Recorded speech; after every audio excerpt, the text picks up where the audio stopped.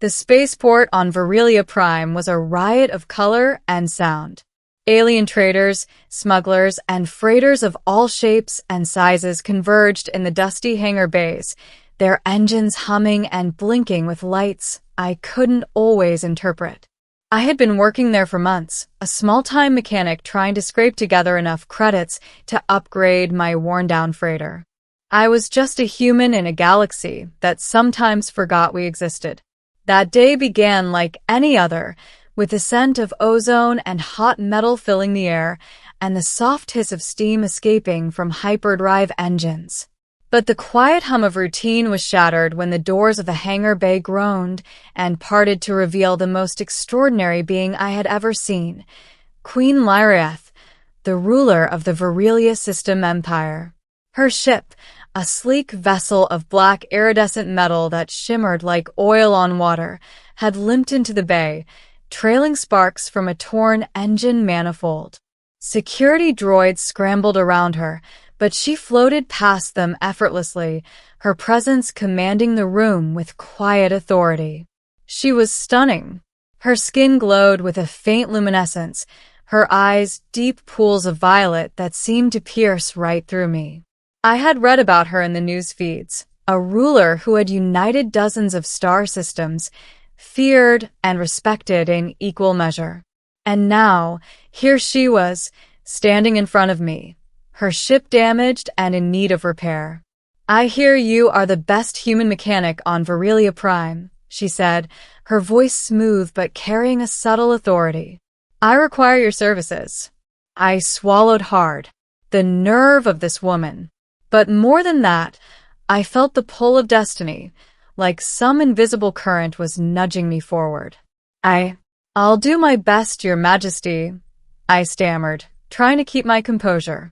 Her lips curved into a small, almost imperceptible smile. "Good. I have limited time. My mission cannot wait. The repairs begin." For the next several days, I worked tirelessly on her ship. I examined the damaged engines, recalibrated the quantum cores, and rewired circuits that most mechanics would never dare to touch. Her crew hovered nearby, sometimes offering suggestions, sometimes observing silently. Every now and then, Queen Lyraeth would glide into the hangar, inspecting the work, her gaze meticulous, evaluating my skills. There was something almost human in her curiosity. She asked questions, not to interrogate, but to understand the process. She leaned close once, her hand brushing my arm as she examined the stabilizer matrix. My heart skipped. A single touch from her sent a ripple through me, more potent than any plasma discharge I had ever witnessed. The work was grueling, and the pressure immense. Her fleet was waiting on her return, and I knew failure was not an option. But somehow, amid the sparks and engine oil, an unexpected connection began to form between us. She would sometimes stand behind me as I worked, and I would feel her presence like a magnetic field, drawing my focus in ways I could not resist. On the fifth night, after nearly 18 hours of continuous labor, the engines finally hummed to life. The quantum core stabilized, the warp drive was recalibrated, and the vessel's energy shield flared briefly in approval. I wiped sweat from my brow and leaned back, exhausted. Queen Lyraeth approached quietly, her violet eyes softening. "You have done well," she said.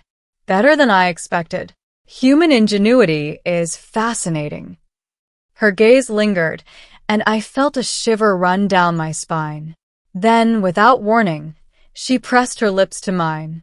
It was brief, yet the intensity of it felt like the ignition of a supernova. I staggered back, stunned. "Why, Your Majesty?" I whispered. "Don't call me that," she murmured. "Not now." The unexpected proposal. I thought that was the peak of her surprises, but it was only the beginning.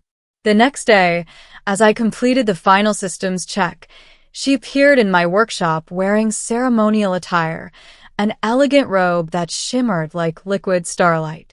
Her expression was unreadable, yet her eyes held a fire I couldn't ignore. "I owe you more than gratitude," she said softly. "A single kiss cannot repay what you have done. Will you accept my hand in marriage?"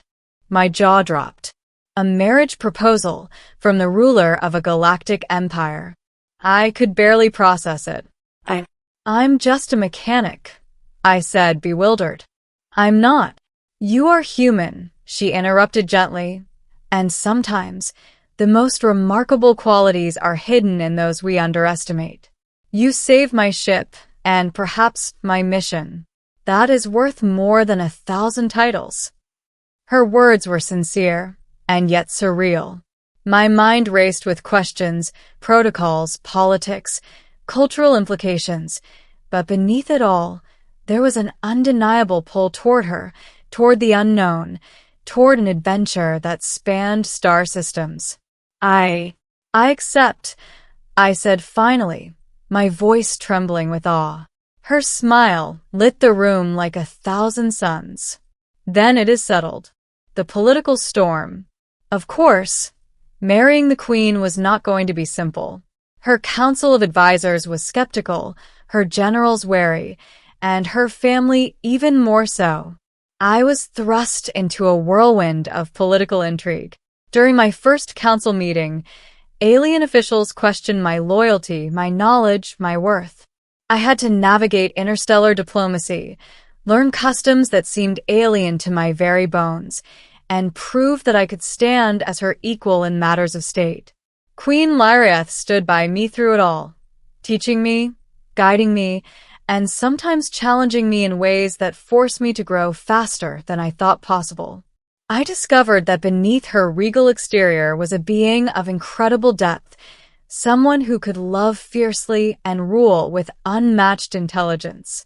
Every day brought new lessons, negotiating trade treaties, understanding interplanetary law, even mastering the subtle arts of alien etiquette. Yet, in the quiet moments, we found solace in each other. She would often slip into my quarters, where formalities melted away. We would share stories, laugh, and sometimes simply exist in each other's presence. Her hand in mine felt natural, grounding me amid the chaos of politics and the vast unknown of space. A crisis in the stars. Just as I began to feel at home in this new life, a crisis erupted. A rival empire, long coveting Virelia's territory, launched a surprise assault on the Queen's fleet. The hangars, once a place of repair and labor, became a command center, and I found myself at the helm of strategy sessions, offering technical insights that could turn the tide of battle. Queen Lyraeth trusted me implicitly. Together, we coordinated defensive maneuvers, repaired damaged ships in real time, and used our combined ingenuity to outsmart the invaders. I realized then that our bond was more than affection, it was synergy. The Queen's tactical brilliance paired with my mechanical expertise made us an unstoppable force. During the final confrontation, as enemy vessels bore down, I found myself standing beside her on the command deck. She glanced at me, eyes blazing with determination. "We fight together," she said. "Yes," I replied. "Together."